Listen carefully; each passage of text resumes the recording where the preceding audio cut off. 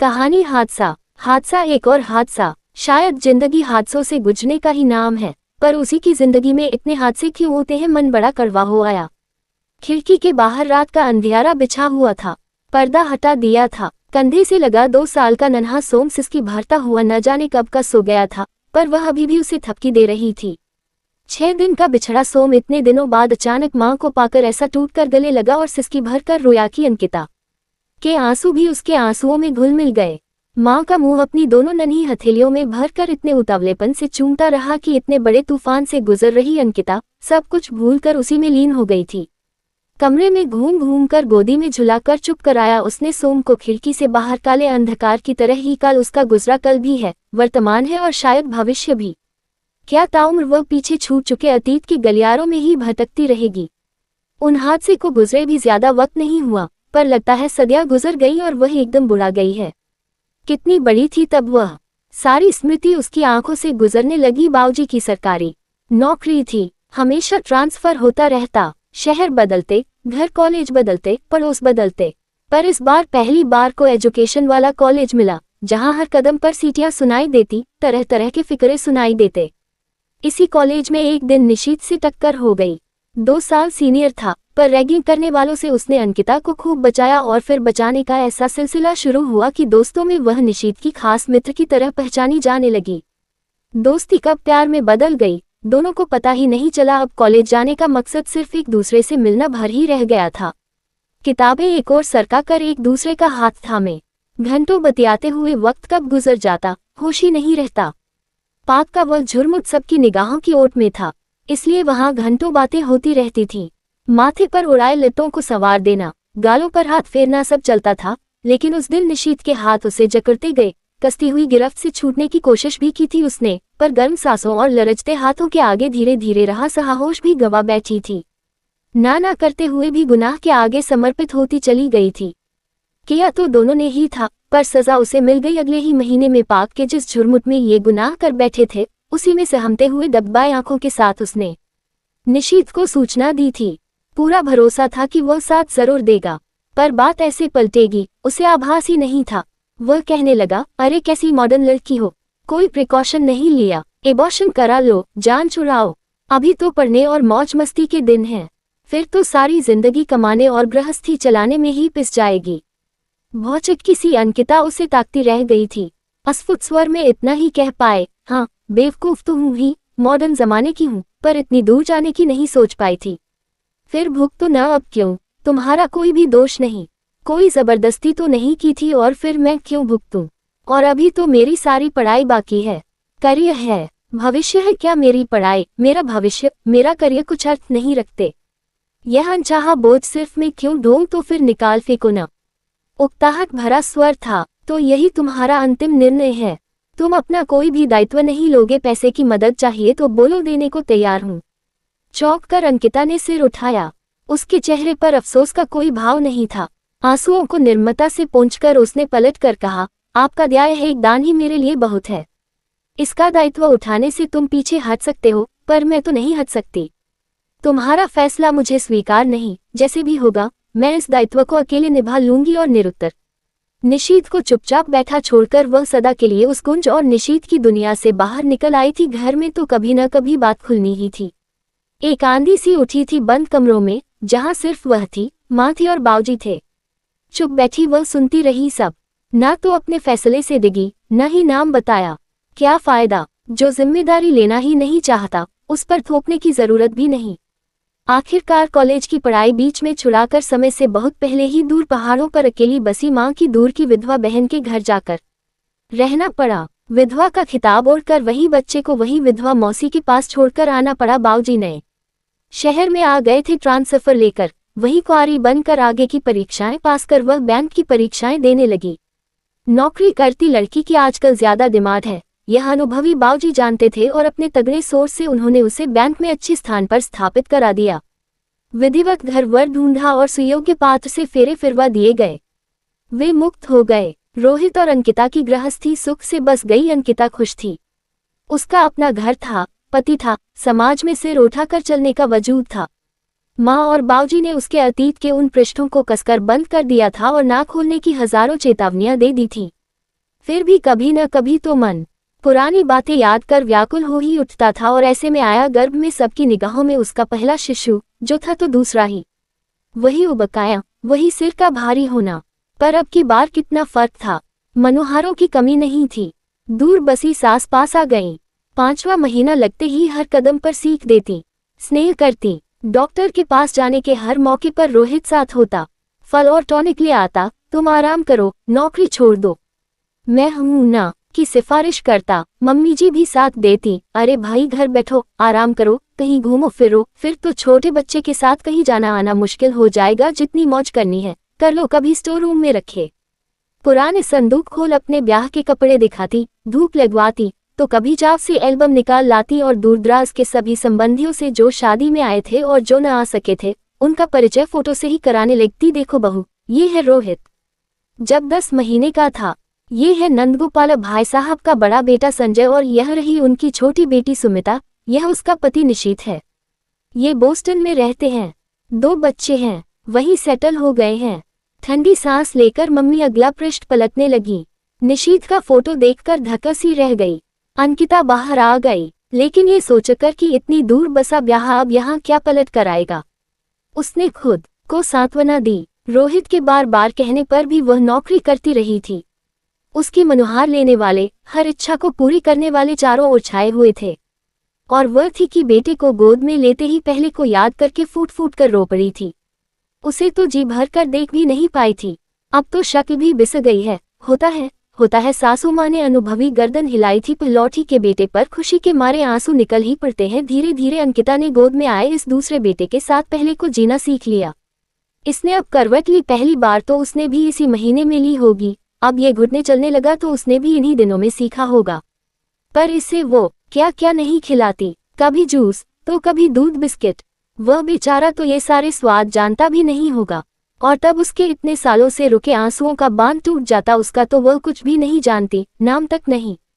उसके एक एक रुपए का हिसाब रोहित रखता है, चाहकर भी वह कभी कुछ कर नहीं पाए। माँ की सख्त हिदायत थी, गांव है, जो कहानी गढ़ी गई है उसी पर कायम रहना है। ऐसा कुछ न करना कि लोगों की आवाजें खुले।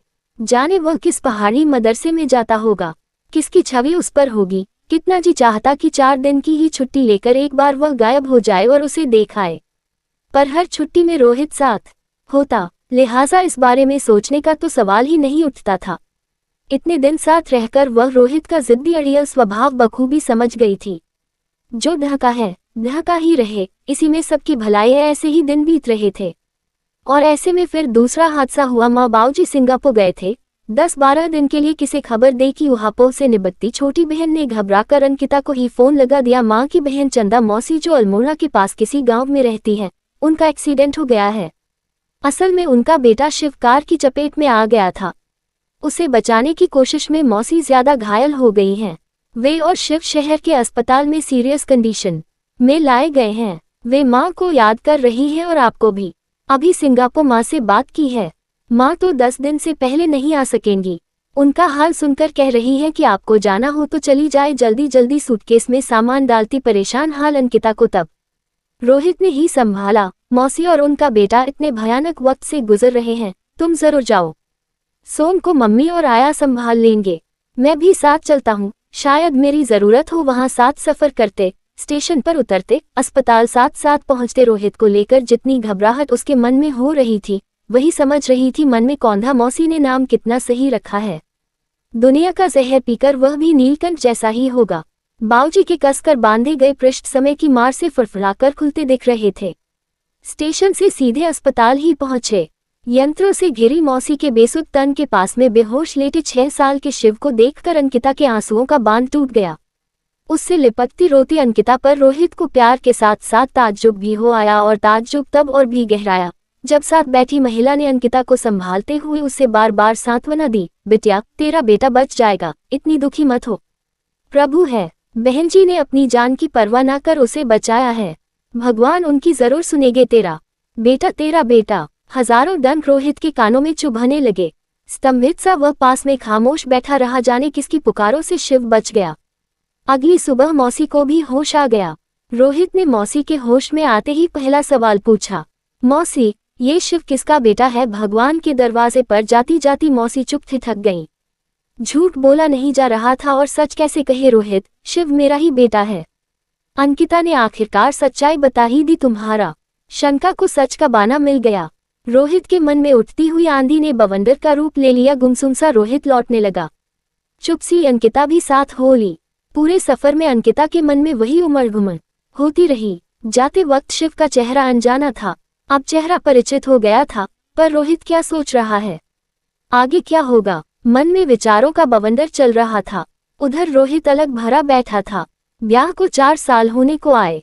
एक बार भी अंकिता के स्वर से ये सच नहीं खुला। पेट की कितनी गहरी है, इतने बड़े झूठ के साथ आने वाले साल कैसे कटेंगे? बड़ा मुश्किल लगने लगा सब कुछ। घर पहुंचते ही 6 दिन का बिछड़ा सोम टूटकर मां के गले लग गया। उसे पुचकारती बेहाल होती जा रही थी वह। विद्रुप सा उसे दकता हुआ रोहित बाथरूम में फ्रेश होने चला गया। बाहर आया तो पाया कि मम्मी जी अपने कमरे में जा चुकी थीं। अंकिता खिड़की के पास पत्थर सी खड़ी चुपचाप बाहर अंधेरे में किसी को ढूंढती टिटोलती सी खड़ी थी। सोम गोदी में कब का सो चुका था। आया मेज पर कब की चाय रख गई थी। चुपचाप पलंग पर बैठकर रोहित ने मेज पास में खींच ली। उसने निर्णय ले लिया था, अंकिता आखिर तुमने मुझे धोखा क्यों दिया? आज शादी को 4 साल हो गए, एक बार भी तुमने जरा सा इशारा तक नहीं किया कि तुम्हारी जिंदगी में कोई और इस हद तक आ चुका था। इतना बड़ा धोखा। लोग समझौता कर लेते हैं कि वक्त के साथ सब ठीक हो जाएगा, पर मैं इस इंतजार में पड़ने की बेवकूफ़ी नहीं कर सकता। मैं 2 टूक बात करना जानता हूँ। मैं इस तरह की दोहरी जिंदगी नहीं जी सकता कि हर वक्त तुम्हारी ओर निगाहें उठते ही मेरे मन में नफरत उठने लगे, शंकाएं सिर उठाने लगे। तुम्हारा विश्वासघात में नहीं कह सकता, अतः रास्ते भर मैंने खूब सोचा। मुझे तुम्हारे अतीत से कोई मतलब नहीं, तो वर्तमान और भविष्य से भी नहीं है। तुम अपनी जिंदगी जैसे चाहो जियो। अभी तो जिंदगी का पूरा सफर सामने पड़ा है और ऐसे के साथ यह सफर तय करना मेरे लिए नामुमकिन है। सोम को छाती से लगाए अंकिता चुप बैठी रह गई। उसे इस बात का हमेशा डर था। माँ बाबूजी भी इसी सहम से भरे थे। पुरुष का अहम बड़ा कड़ा होता है। भले ही उसकी जिंदगी में पत्नी से पहले या बाद में कितनी ही आती रहे, पर अपनी पत्नी की जिंदगी में उसे पहला पुरुष ही होना है और अंतिम भी। इन 4 सालों में ही वह रोहित की आदत व स्वभाव समझ गई थी और इसी से खामोश बनी रही थी। पर भेद ऐसे खुल जाएगा, किसे पता था? सच्चाई पता चलने पर एक बार राहत की सांस आई थी। लगा था पत्थर सा बोझ छाती पर से हट गया है, पर रोहित का गंभीर होता चेहरा देख देख कर वही बोझ चौगुन बढ़ रहा था। अब इन 2 टूक बातों के आगे मनोहार की क्या गुंजाइश है? क्या पांव पकड़कर रोने पर भी माफी मिलने की उम्मीद है? ठंडी सांस से बदन सिहर गया। सिर उठाकर उसने पूछा, ये हादसा मेरी जिंदगी में क्यों हुआ? किसने किया? इस सब से तुम्हें कोई सरोकार नहीं। शायद तुम्हारी निगाह में मैं अपवित्र, झूठी, मक्कार हो गई। तुम्हारे लिए मुख्य बात यह हो गई है कि तुम अब मेरे साथ जिंदगी नहीं बिता सकते। जो ये तूफान मेरी जिंदगी में लाया, वह आराम की जिंदगी जी सकता है, सिर्फ इसलिए कि वह पुरुष है। खैर, तुम्हें मेरे अतीत से कोई सरोकार नहीं, जबकि यह तुम भी जानते हो कि औरत के गर्भ में बच्चा कोई पुरुष ही डालता है, चाहे रेप करके या प्यार का झूठा दिलासा देकर। पर तुम्हें उस सब से तो कोई मतलब है ही नहीं न। खैर, तुम जब भी कहोगे मैं तुम्हारे इस घर से चली जाऊंगी। तुम्हारे डाइवोर्स पेपर्स में कोई अड़चन नहीं आएगी। सोम और मेरा गुजारा तनख्वाह में मजे से हो जाएगा। 1 मिनट सन्नाटा सा छाया रहा, फिर रोहित का ही कड़वा स्वर था, सोम, भला वह तुम्हारे साथ क्यों जाएगा? जिस स्त्री के साथ मैं जिंदगी नहीं काट सकता, उसके पास रहने की इजाजत अपने बेटे को कैसे दे सकता हूँ? उस पर तुम्हारा कोई हक नहीं है। वह इस कुल का है, वही यहीं रहेगा। तुम्हें अपने लिए कुछ चाहिए तो हर महीने में दूंगा। क्यों? वह अकेला इस कुल का कैसे हो गया? पैदा तो उसे इसी कुल की इस अपवित्र मक्कार बहू ने किया है। तुम्हारा उस पर क्या हक है? तुमने तो 2 क्षण का आनंद भर लिया था, जो अपना योगदान दे गया, पर सारी तकलीफें तो उसके पेट में आने के बाद से मैंने ही झेली हैं, और आज उस पर मेरा हक ही नहीं रहा। वाह, क्या खूब है। एक क्षण रुककर उसने गौर से रोहित का चेहरा देखा। एक निर्णय लिया पता है तुम्हें, शिव किसका बेटा है? सुन लो, आज तुम भी। तुम्हारे ही चचेरे बहनोई निशीथ ने मुझे ये सौगात कॉलेज के दिनों में दी थी। मेरे मना करने पर भी कितना कहा था शादी कर लो, पर वह साफ मुकर गया। उसे अपनी नौकरी, अपना भविष्य दिख रहा था।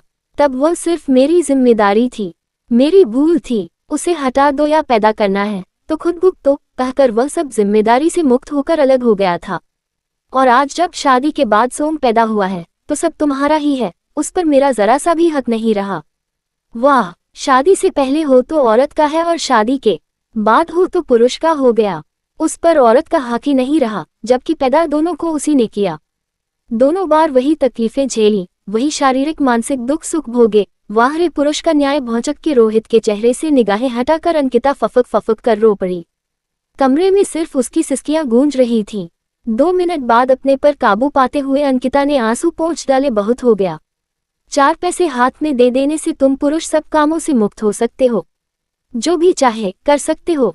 उसने भी मोल चुकाने की बात की थी, सो वही तुम भी कह रहे हो। मैंने ना तब लिया ना अब लेना है। मैं अपनी जिम्मेदारी खुद संभालूंगी। शिव की जिम्मेदारी अकेली मेरी थी, जो मैं पूरी नहीं कर पा रही थी डर से। अब गांव से उसे बुलाकर अच्छे स्कूल में पढ़ाकर उसका भविष्य संभालने का दायित्व मेरा है, और एक भ्रष्ट मां की कोख से जन्मे बच्चे से तुम अपना घर आंगन क्यों अपवित्र करते हो। सोम की जिम्मेदारी भी मेरी ही है।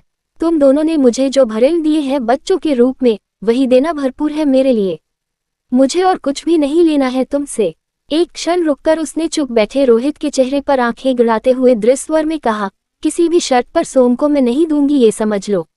डाइवोर्स पेपर पर शांति से साइन करने की मेरी यही शर्त है, और तुम उसमें अडंगा लगाओगे तो मैं तुम्हारी निगाहों में तो नीच गिरी हुई औरत हूं ही, तो फिर कोर्ट में खड़े होकर तुम्हारे खानदान की नीचता साबित करने से मैं भी नहीं हिचकिचाऊंगी। रोहित के उत्तर का इंतजार किए बिना ही अंकिता पलंग से उठ खड़ी हुई। दृढ़ कदमों से सोम को छाती से लगाए कमरे के बंद दरवाजे खोलकर वह बाहर निकल आए। अब हादसों से गुजर जाने की ताकत उसमें और भी आ गई है।